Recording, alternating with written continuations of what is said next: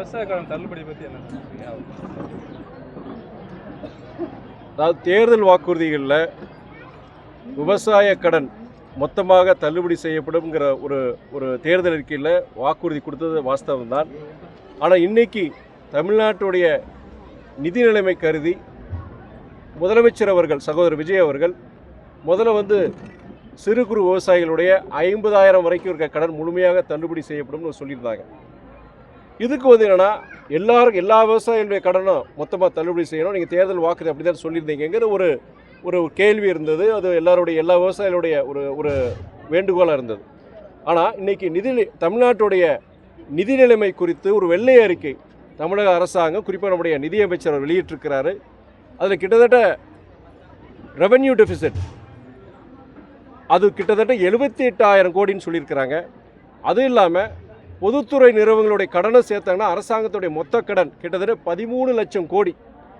இது தமிழ்நாட்டு வரலாறுலேயே இவ்வளோ தூரம் ஒரு கடனாக இருக்கட்டும் இல்லை ரெவென்யூ டெபிசிட்டாக இருக்கட்டும் இவ்வளோ தூரம் இருந்தது கிடையாது. இப்படிப்பட்ட சூழ்நிலையில் அரசாங்கத்துடைய பல திட்டங்கள், அது மட்டும் இல்லாமல் தேர்தலில் நீங்கள் தமிழக வெற்றிக் கழகம் கொடுத்த வாக்குறுதிகள் அதை நிறைவேற்ற முடியாத ஒரு சூழ்நிலை இருக்கும்போது அவங்க இன்றைக்கி அப்படியும் என்ன சொல்லியிருக்காங்கன்னா, விவசாயிகளுடைய வேளாண் கடன் பொறுத்த வரைக்கும் முக்கியமானது. ஏற்கனவே 50,000 சொல்லியிருந்தோம், இப்போ 75,000 ரூபா நாங்கள் அந்த வேளாண் கடன் வரைக்கும் நாங்கள் தள்ளுபடி செய்கிறோன்னு சொல்லியிருக்கிறாங்க. இன்றைய பொருளாதார சூழ்நிலையை பொறுத்த வரைக்கும் தமிழக அரசு இந்த அறிவிப்பை வெளியிட்டிருக்கிறாங்க. ஆனால் என்னுடைய கருத்தை கேட்டிங்கன்னா இன்றைக்கி 75,000 தான். ஆனால் காலப்போக்கில் விவசாயிகள் பொறுத்த வரைக்கும் அவங்க இல்லாமல் இன்றைக்கி தமிழ்நாடு கிடையாது, நாடே கிடையாது. இன்றைக்கி இருக்கிறதுலே பாதிக்கப்படுற துறைன்னு பார்த்தீங்கன்னா அது வேளாண் துறைன்னு தான் சொல்ல முடியும். விவசாயிகளுக்கு அவங்களுக்கு விளைச்சலும் வர்றதில்லை, அப்படியே விளைச்சல் வந்தாலும் போதிய விலையும் கிடைக்கிறது கிடையாது. இந்த மாதிரி வருஷம் நஷ்டமடைகிற ஒரு துறை பார்த்தீங்கன்னா வேளாண் துறை. அவங்களுடைய நியாயமான கோரிக்கை வேளாண் கடன் முழுமையாக அதை இது பண்ணணும்னு சொல்லிட்டு அவங்க கேட்குற நியாயமானவர் தான். காலப்போக்கில் அந்த விவசாயிகளுடைய கடனையும் முழுமையாக ரத்து பண்ணுறது தான் அது ஒரு நியாயமான கோரிக்கை நான் பார்க்குறேன். நான் அதிமுக அமைச்சர் ராஜினாமா பண்ணியிருக்காருங்க, தொடர்ந்து பண்ணிட்டு இருக்காங்க. அமைச்சர் உதயகுமார் இவருடைய சொத்துக்கள்லாம் அதிகமாக சம்பாதிச்சுட்டு இது மாதிரி போகிறாங்க அப்படின்னு சொல்லியிருக்காரு. இல்லை, இன்னொரு இயக்கத்தில் இருக்கிற இதை பற்றி நான் சொல்கிறது நல்ல ஆரோக்கியமானது கிடையாது. ஆனால் மொத்தத்தில் என்னென்னா, ஒரு இயக்கத்தில் பணியாற்றுறவங்க அந்த இயக்க தலைமையின் மேலே ஒரு அதிருப்தியோ இல்லை அந்த இயக்க கொள்கைகளுக்கு ஒரு புறம்பாக அந்த இயக்கம் செயல்படுதுன்னா பல கருத்து வேறுபாடுகள் காரணமாக ஒரு இயக்கத்தில் இருக்கவங்க அதில் ராஜினாமா செய்கிறது அது ஒரு இது. இப்போ எங்கள் கட்சியில் தான் ராஜினாமா செஞ்சுருக்கிறாங்க. எல்லா இயக்கங்களையும் ஒரு காலகட்டத்தில் ஒரு கருத்து வேறுபாடு காரணமாக வெளியே போகிறாங்க. அது நம்ம தவறு எதுவும் சொல்ல முடியாது. அதே நேரத்தில் இப்போது ஒன்றே என்னென்னா, தாவேக்கா பொறுத்த வரைக்கும் ஒரு குற்றச்சாட்டு என்னென்னா, நீங்கள் பிற இயக்கங்கள்லேருந்து அவங்க இந்த மாதிரி ராஜினாமா பண்ணுறாங்க, குறிப்பாக சட்டமன்ற உறுப்பினர்கள் பொறுத்த வரைக்கும் இது பண்ணுறாங்க, அது ஒரு குதிரை பேரம் நல்லா சொல்கிறாங்க. கடந்த காலங்களில் இது போன்ற செயல்பாடுகளில் எந்த இயக்கம் செய்யாமல் இருந்தாங்க? நான் குறிப்பாக சொல்லலை, கடந்த கால வரலாறு தமிழக அரசியல் வரலாறில் இது போன்ற செயல்பாடுகளில் எந்த இயக்கம் தான் செய்யாமல் இருந்தாங்க? இப்போ திடீர்னு இது மாத்திரம் சொல்கிறாங்க. நீங்கள் அந்த சட்டமன்ற உறுப்பினர் பொறுப்போடு நீங்கள் இன்னொரு கட்சியில் இருந்து அந்த கட்சி மூலியம் ஒரு பதவியை வாங்கிட்டு அந்த பதவியை வச்சுக்கிட்டு அந்த கட்சிக்கு எதிராக நீங்கள் செயல்படுறதோ இல்லை சட்டமன்றத்தில் போய் வாக்களிக்கிறதோ அது தவறு, அது குதிரை பேருன்னு சொல்லலாம் நம்ம. ஆனால் அந்த கட்சியில் தான் அந்த உறுப்பினர் அந்த சட்டமன்ற பதவியே அது ராஜினாமா பண்ணிடுறாங்க. அந்த கட்சியிலேருந்து ராஜினாமா பண்ணிட்டு போய் சேரும்போது அது அவரவருடைய உறுப்பு இதாக பார்க்கணும். எங்கள் இயக்கத்தில் நடந்திருக்கு. 2006 இதில் எங்கள் கட்சி சின்னத்தில் ஜெயித்தாங்க. ஆனால் சில மாதங்கள்லேயே பொறுத்த வரைக்கும் உடனே அவங்க ராஜினாமா பண்ணிவிட்டு அடுத்த ஒரு பை எலெக்ஷனில் பொறுத்த வரைக்கும் அந்த இன்னொரு கட்சி சின்னத்தில் நின்று அவங்க ஜெயித்தாங்க. இது காலங்காலமாக நடந்துக்கிறதா? இன்றைக்கி திடீர்னு அது புதுசாக சொல்கிறாங்க. அவங்க தமிழ்நாட்டில் பாலியல் குற்றம் சொல்லுவாங்க அதிகரித்து வருது. சட்டம் மோசமாக இருக்குன்னு சொல்கிறாங்க.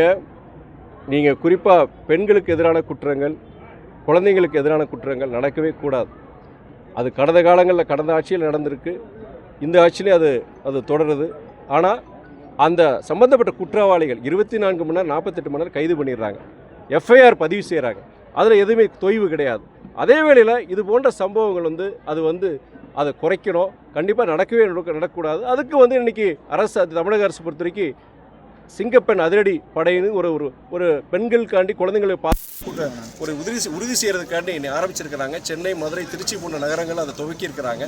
தமிழ்நாடு முழுவதும் இது போன்ற அந்த சிங்கப்பெண் அதிரடி படையை இது பண்ணி பெண்களுக்கும் குழந்தைங்களுக்கும் ஒரு பாதுகாப்பு நிறைய பேர் ஈடுபட்டிருக்காங்க. இந்த நீங்கள் நடந்த இந்த 6-7 சம்பவங்களில் 2-3 சம்பவங்கள் பார்த்தீங்கன்னா வெளி மாநிலத்தை அவர் செஞ்சுருக்கிறாங்க.